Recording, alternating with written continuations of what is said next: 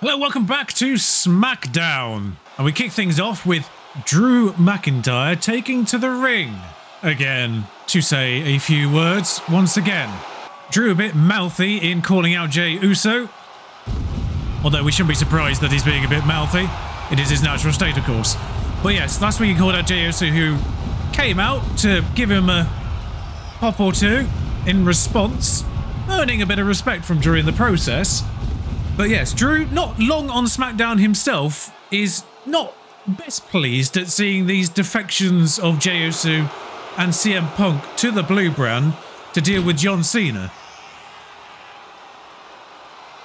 Before their arrival, and the fact that Cody's out of action, Drew essentially views himself as numero uno in the we're dealing with John Cena stakes, having issued warnings that went unheeded, and now he's calling out the other half of that duo that defected, in his words, to the Blue Brand. CM Punk, having dealt with the triple threat at WrestleMania with Roman Reigns and Seth Rollins, came to SmackDown as the best in the world. Again, another person who effectively issued advice to Cody Rhodes to decline The Rock's offer.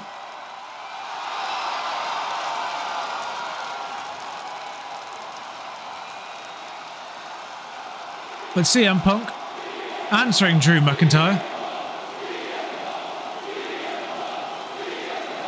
I mean, you can hear the crowd.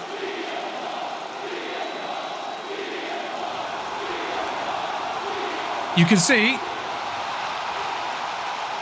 certainly see why he might be the favourite to deal with the John Cena situation.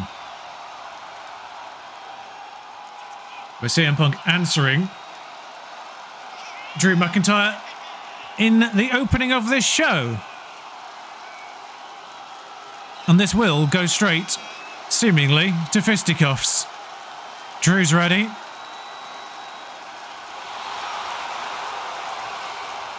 The crowd is ready. The crowd is definitely ready.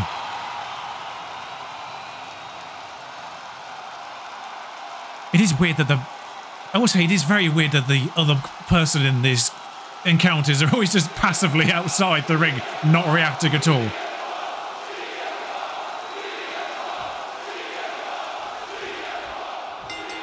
But this,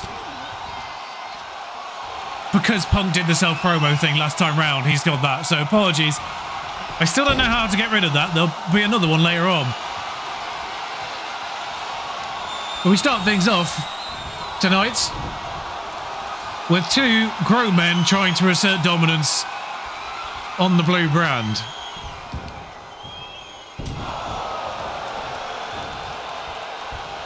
Punk here effectively having to prove why he's leading the charge.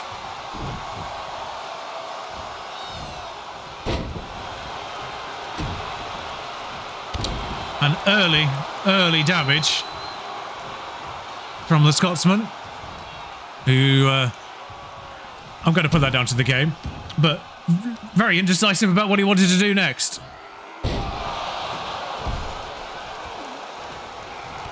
Punk taking a lot of damage in these early stages.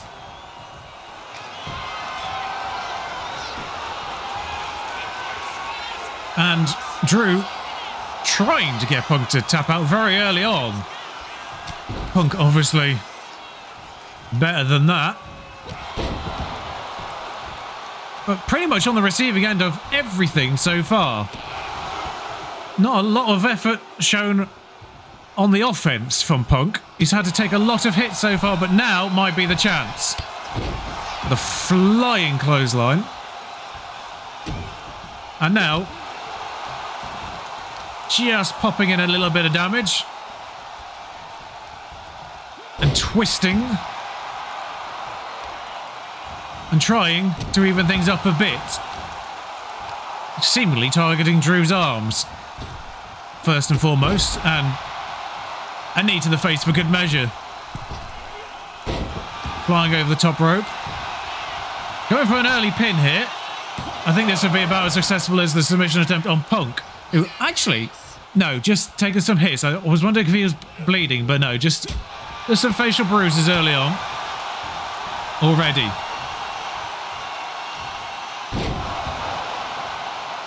And Drew tries to does get out of harm's way, which just makes CM Punk go to the top rope, but Drew catches him somehow. That was a miracle catch, in my opinion. I'm not going to lie, the way he started that, I generally thought that Drew was about to start mocking CM Punk with the pedigree there. With Punk now away from Seth Rollins for both of their own safeties. I wouldn't have put it against Drew to have done that.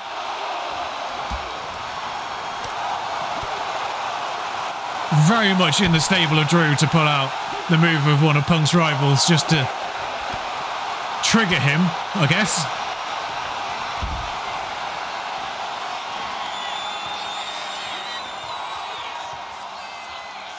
I mean, this won't count.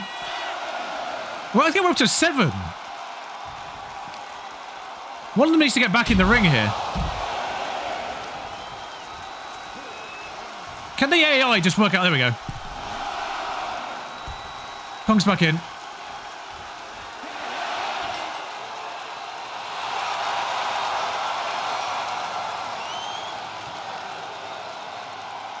Utilising all the rules. And Drew being caught out effectively with a cheap loss, which very much is trademark this year. A hell of a feud with Priest due to a bunch of quick surprise eliminations. A surprise ending for Drew, but I imagine he'll take that in his stride. Nonetheless, we move on to tag team action. As the duo of Caden Carter and Katana Chance actually appear in the ring. This match is actually not a chance really for them, ironically, based on their name, but it is a proving opportunity for their opponents. This match has been engineered by one of the new arrivals on SmackDown, and Caden and Katana are their chosen opponents. Mostly because there's not a huge lot of options when it comes to women's tag teams. But first out is actually NXT's North American champion, Jasmine Nix. I told you NXT would go on in the background and we just bring things up as and when. But this is the duo of Jasmine Nix and JC Jane, which is a bit awkward for me to say because I have written them around the other way around in my notes. But this match, as you may work out, has been engineered by Fallon Henley. Getting an opportunity, not forgetting her roots, as I'm going to presume JC Jane comes out by herself now. Yeah, because there's no Fatal Influence Titantron or entrance, because they only had... Actually, that's a good point. Fallon Henley and JC Jane did both exist, so maybe there should be a Fatal Influence. But there is Fallon in the background, just in a managerial capacity in this match. In NXT right now, JC Jane targeting the main women's title, and Jasmine Nix targeted and captured the NXT Women North Americans, which used to be Fallon Henley's as well. So continuing that tradition, Fatal Influence just down to the duo down there. But if JC and Jasmine win this, they get a shot at the women's tag team. Currently held by Liv and Raquel, of course. And a bit of ring rust, perhaps, for the stable main roster tag team duo there. Not gone well.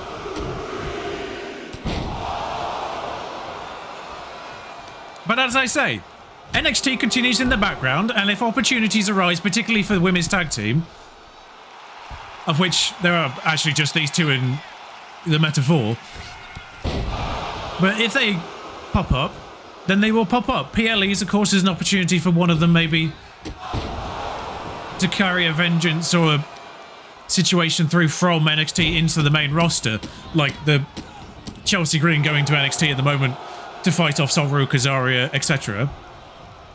If those opportunities do arise, they could happen the other way around in here, just because we're not going to focus on NXT. So, great work from Fatal Influence there, working together to work on the main roster there.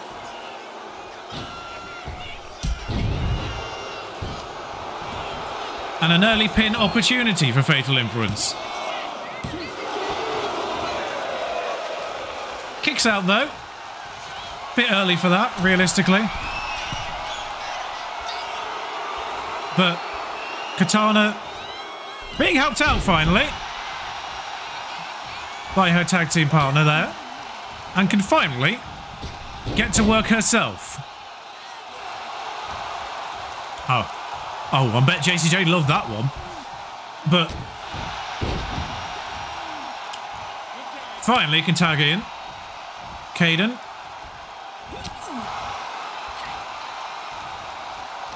And perhaps SmackDown's duo can actually get a bit of momentum here now. Not really sure what happened there, but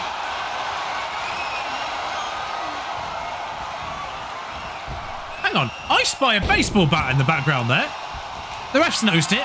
Fallon Henley up to her tricks.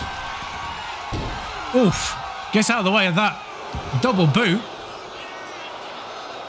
And back in favour of JC Jane, who could tag in a partner, but Caden sees it coming. Taking a hefty amount of knees to the gut there. Surprised she didn't come in the ring there to break that up. I'm not sure if she's already tried to break it up. Not the time to taunt, really, but more through fortune than anything else of where Jasmine was lying. I think she got away with that one because Jasmine had to go the long way round.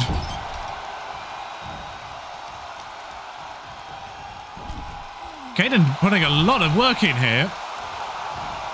Just had a moment of distraction just to make sure Jasmine, JC was actually leaving the arena there. Oh, and a bit of teamwork there.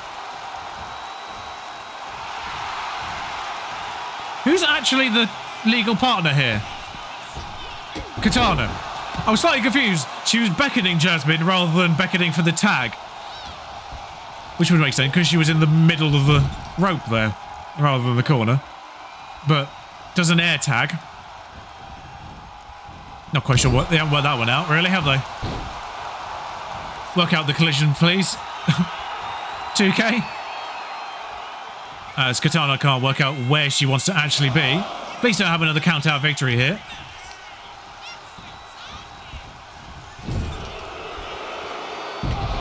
Oof. And Fatal Influence finally having some influence on this match again. Started strongly, but it's been all blue so far. In the meantime, momentum back with the NXT duo. As Jasmine is prepared.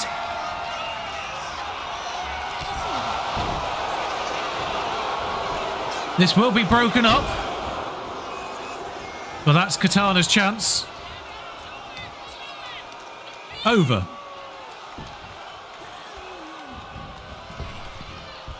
If another pin happens here, she cannot break this up. But Caden reasserts control a bit. And this is the opportunity. Although I think JC Jane's got the opportunity to break this up. She does indeed. Both partners now cannot enter the arena. This is all. Fallon Henley distracting Caden Carter here, though. This is not what you want to be doing. Fallon definitely hasn't forgotten her roots. But Nonetheless, the distraction didn't provide an upper hand long term. And yeah, that is very much taunting. Jasmine crawling to her partner there. Does manage to get Caden out. But nonetheless, gets a bit of pin attempt here. Cannot be broken up, but can be kicked out of. And will bring in Jade, which I think was necessary. Jasmine took a lot of damage in that passage. As has Caden now. She needs to get Katana back in. Gone to the rope. Catches JC, baits her in, really. And maybe she doesn't need to tag in Katana after all, but she's going to. Probably sensible. JC vacates. And catches Katana immediately. Not the best showing from one half of this tag team, I'm not going to lie. The NXT duo both putting in a shift, but Katana finally also deals with Jasmine.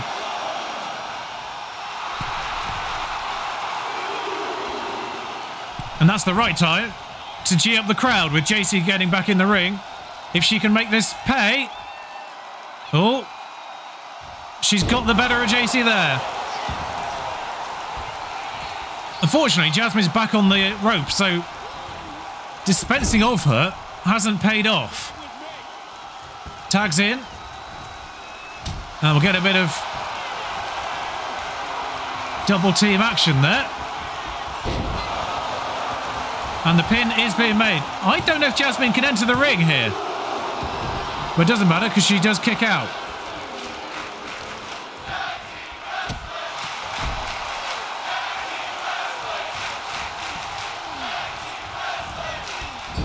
I'll be honest, the crowd did that chant in the last episode on Raw. I thought they were shouting dirty wrestling. I've just realised I think they're shouting tag team wrestling. Fallon Henley getting involved now. And actually distracting Katana enough for JC to get up and attempt to pin. It didn't really work out. Realistically, well, Katana's not done much in this match offensively. She took a bit of damage early on, but has been largely out of it. So she should be relatively fresh in comparison to Caden. I say as she now takes another round of beatings, but compared to her partner, and she's looking a bit bruised. Caden can break this up though. And does. Fatal Influence swapping over again.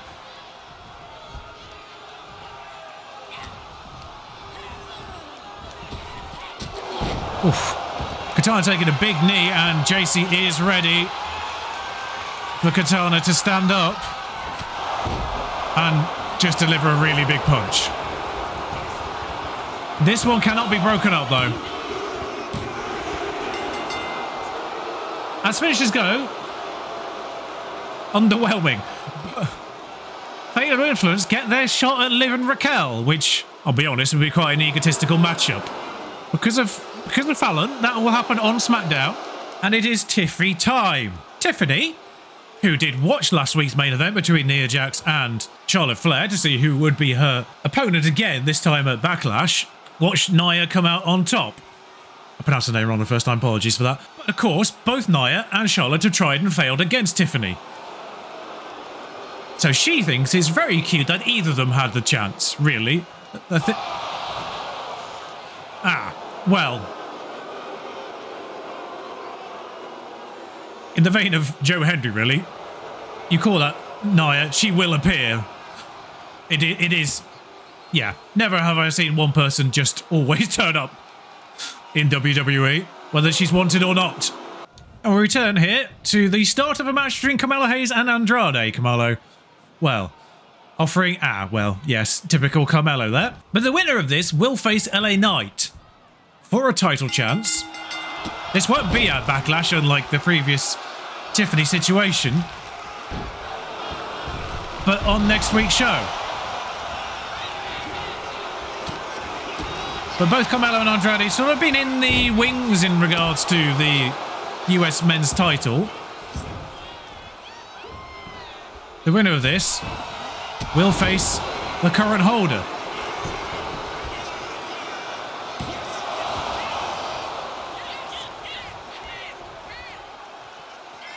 But Andrade taking out his frustrations on the unsportsmanlike behaviour quite early on. But Carmelo, ever the wily, gets out from under that.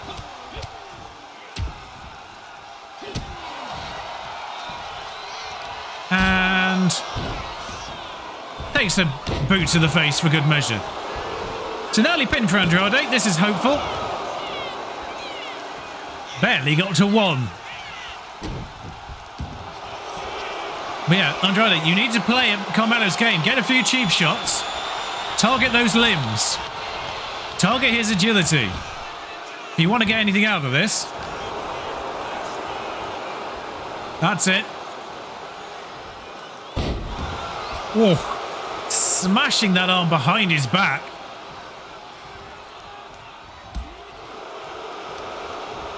Just a quick little leg shot, but wait. Andrade, what are you doing, mate? There we go. We got there in the end. Baiting him in with two absolutely wild misses to then just trip him up. Oh, not the face, Andrade. Not the face.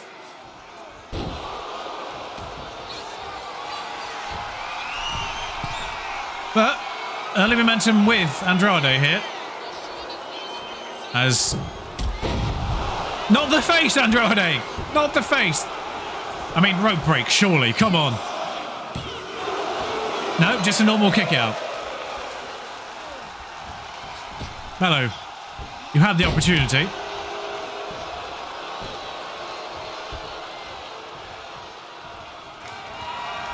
I really thought Andrade was going to try a rope from over there, but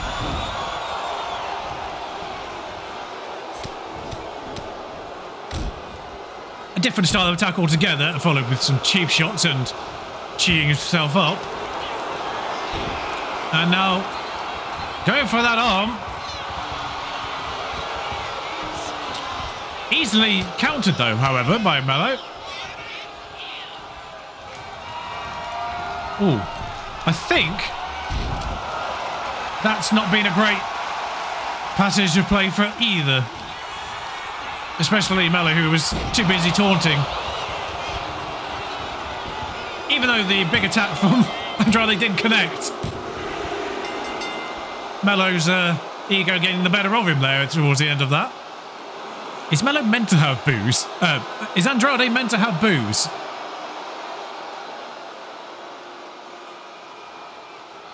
I might have to sort that one out. And the Samoan werewolf.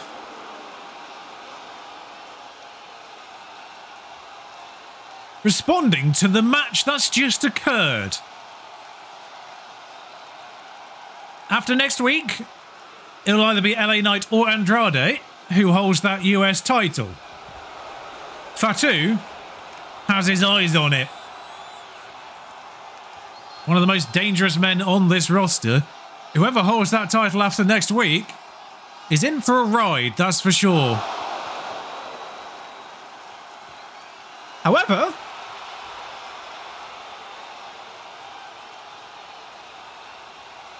Cuz has turned up. Yeet indeed. Jey Uso on the blue brand.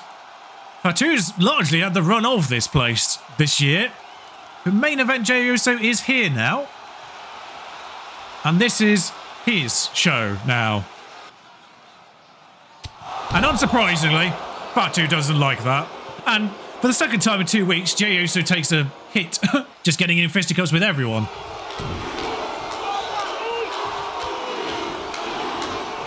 And bam. There we go. Surprisingly, Simone Werewolf is taking this lying down.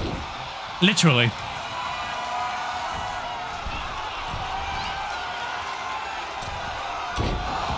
Yeet indeed.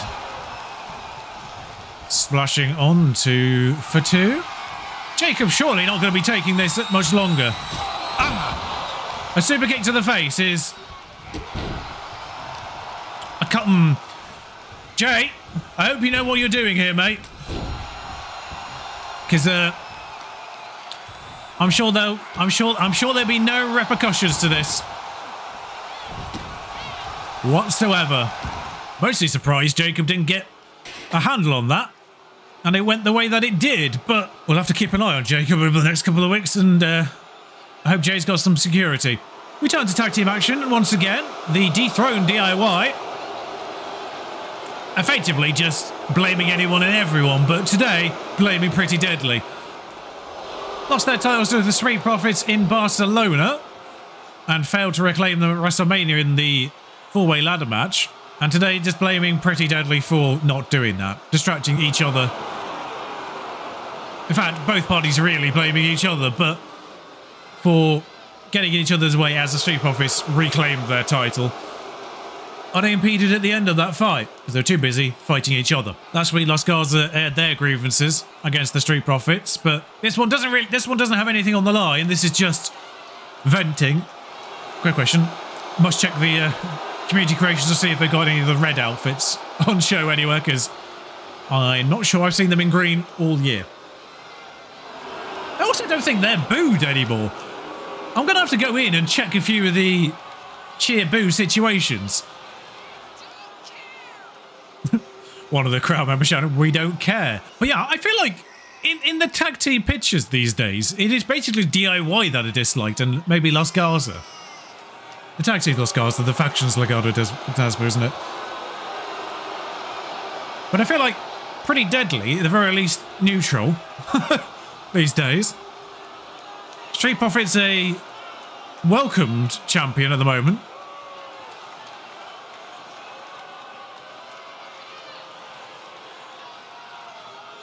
And once the Motor City Machine Guns are back in action, they're on the good side of things on the tag team picture in the blue brand. So, yeah, Elton and Kit, I'm pretty certain that booing isn't deserved right now. Particularly in this matchup.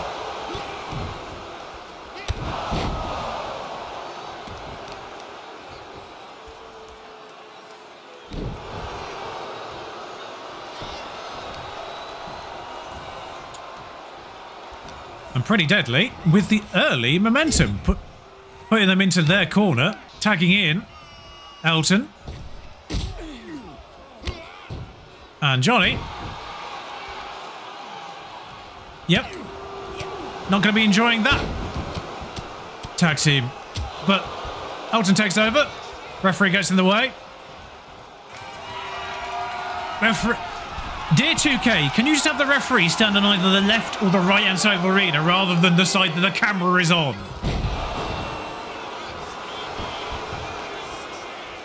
Genuinely, by the way. Genuinely considering doing the ringside camera angle. Because, not the ringside, ramp camera angle, because the referee will never get in the way of that one, I feel like. Oh, he has to on the left now. That's better. But Pretty Deadly actually being Pretty Deadly.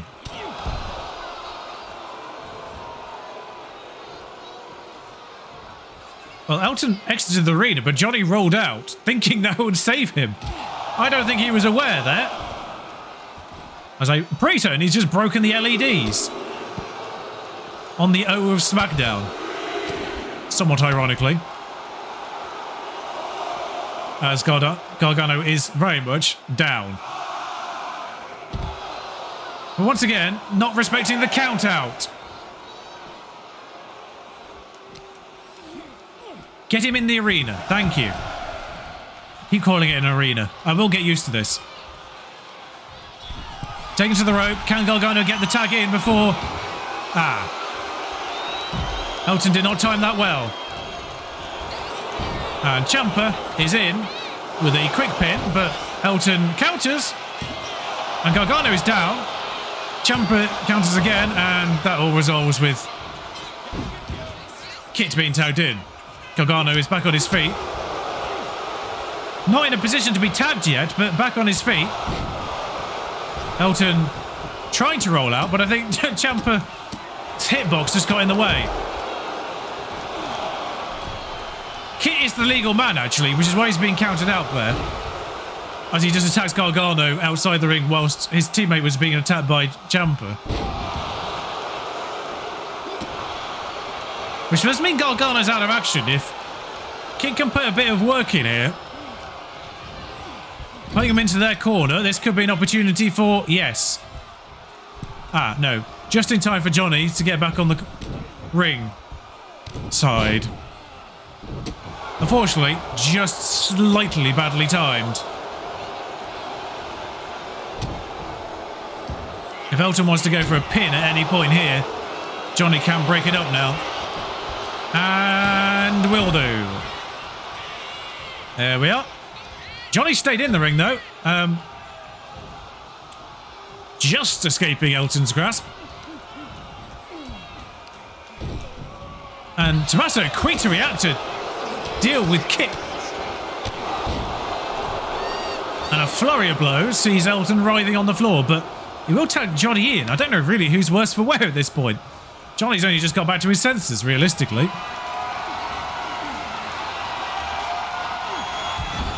But planting Elton into the turnbuckle.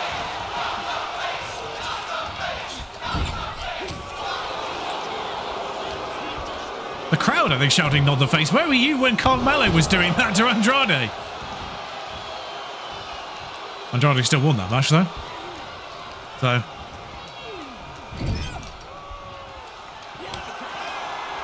And a bit of teamwork once again.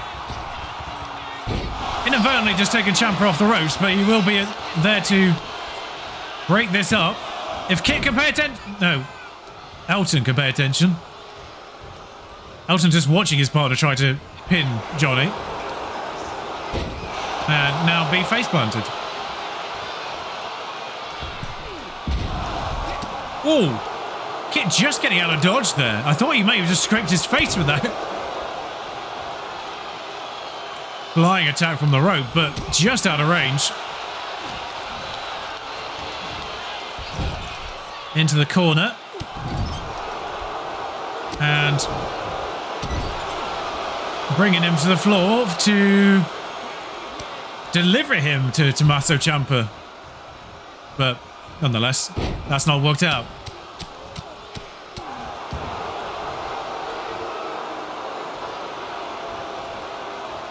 And now it's Kit's turn to deliver Ciampa. By the time they've tagged them in, they've swapped over, got back up again, and... less said of that, the better.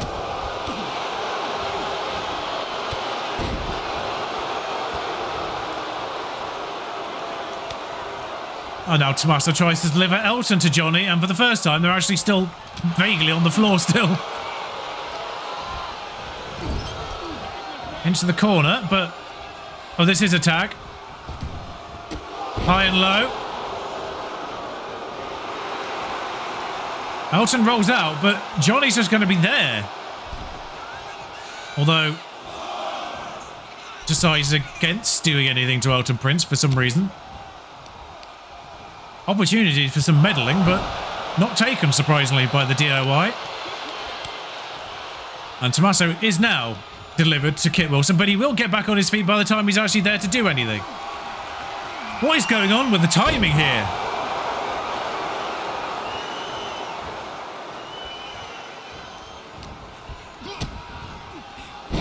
Oof. Right, that's painful. Johnny begging for this tag.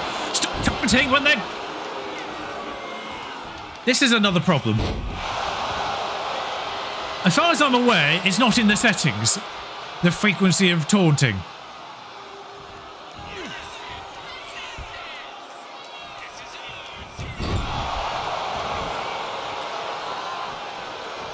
But Johnny delivering big damage, and this time taking to the top, and has the pin.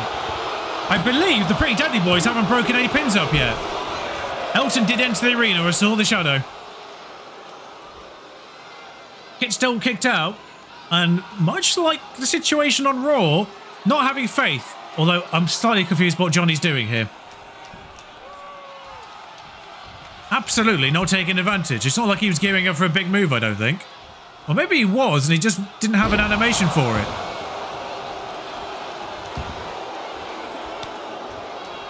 He has broken the pretty face of Pretty Deadly.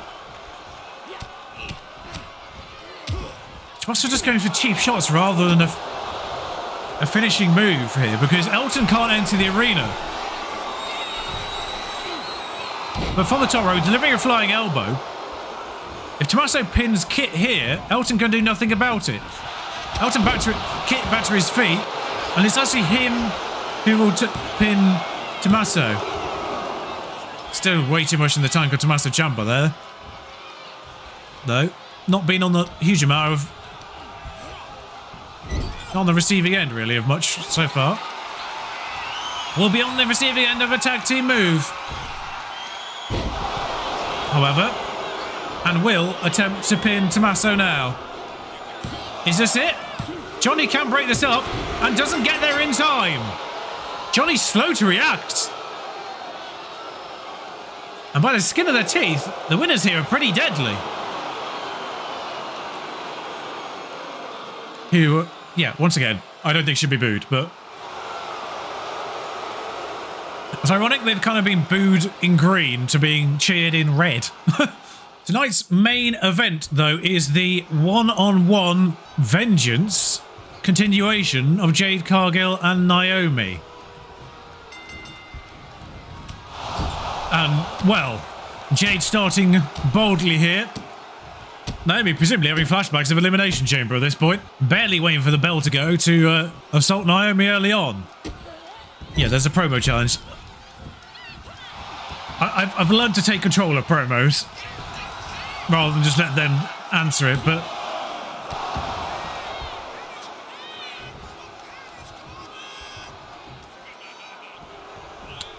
Naomi got updated gear, obviously. Community Creations are quick to react to anything. I would need to get an alternative attire for Jade as well, thinking about it now, but...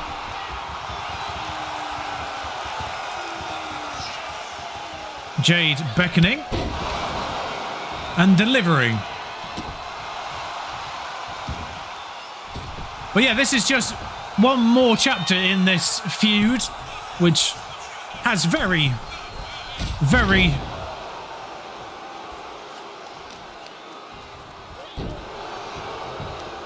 Oh, it's distracted there, really.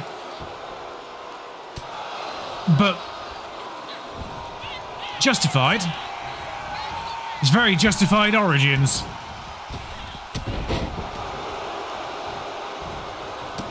Just, again, to kind of break the veil, if there is another twist in this story, which I don't think there is going to be at this point, it very much feels like Naomi's gone full heel into this. I think we were all hoping for a twist for, like, Bianca to be involved or behind it all, but I think at this point, we've gone too far with Naomi for it to be anything to do with Bianca. Unless somehow they are both involved and somehow they're both just manipulating Jade, but... But yeah, at this stage, I can't do anything about it. I'm just banking on this being a just pure Naomi heel and Naomi only. As she takes to the top rope and crossbodies Jade to the ground. But yeah, she seemingly gone full heel, full heel costume kind of deal.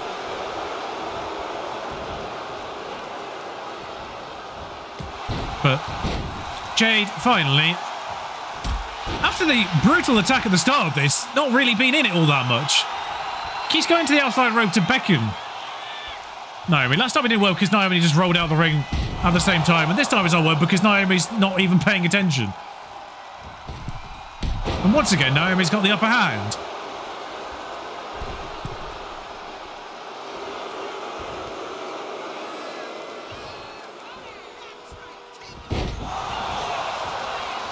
However,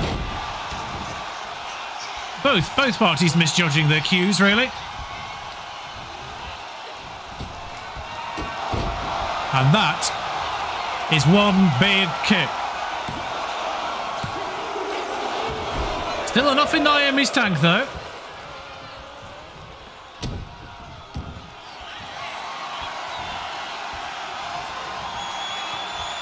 Oh dear. Well, she's got on her feet only to be slammed.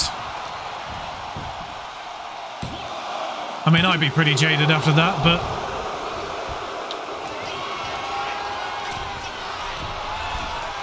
This is quite a distance for Jade to make. Delivers the elbow nonetheless. The stature and athleticism of Jade there. Working to her advantage. Well, just parading her.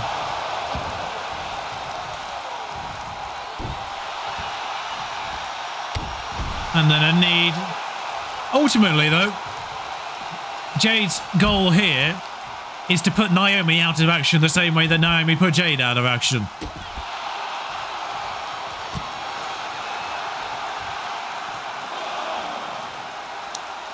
It has just dawned me because they are counting out right now.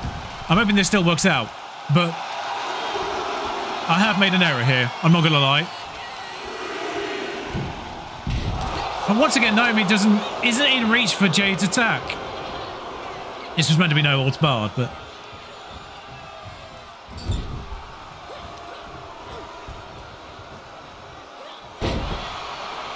Jade on the receiving end here.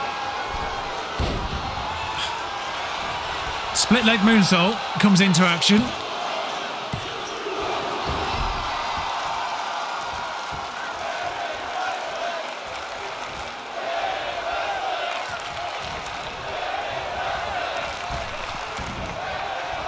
I wish they'd make the crowd cheers a little bit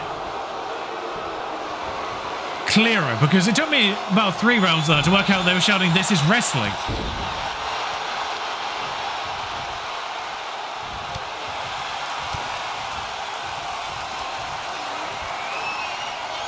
Well, and we've got the slam in again. And the pin. And Jade wins. I'm not sure that actually achieved the promo challenge, but which again, apologies. They just appear to be a thing that you can't do anything about.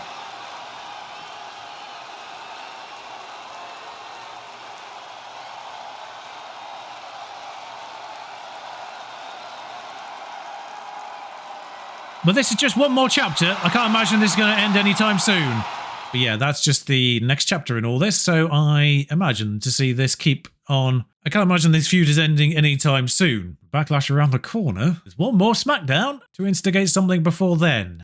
And that is just a reminder, of course, as well. In the real world, Backlash would literally be the day after this SmackDown. In Universe, because we haven't had the build-up to Backlash, because you don't get the last couple of weeks or the week or so after WrestleMania, effectively just putting that extra week in. Backlash is after next week's SmackDown in MyUniverse, and then the Saturday night main event will be 2 weeks after that. So the gap is between Backlash and main event the same gap as there is in real life, just both of them are 1 week later than they are in the real world schedules in MyUniverse. So there we go. But if you enjoyed that, do like, comment, subscribe. You know the deal by now. Until next time, should also have this up sooner than the Friday, so effectively, I'm aiming just to do one every 2 or 3 days. I may not even keep to a specific schedule. It'll just be as soon as they're ready. But ideally, maybe every 2 days, just to keep things ticking over and getting to WrestleMania sooner, next year's WrestleMania sooner rather than later. We'll see. But until next time, ta-ra.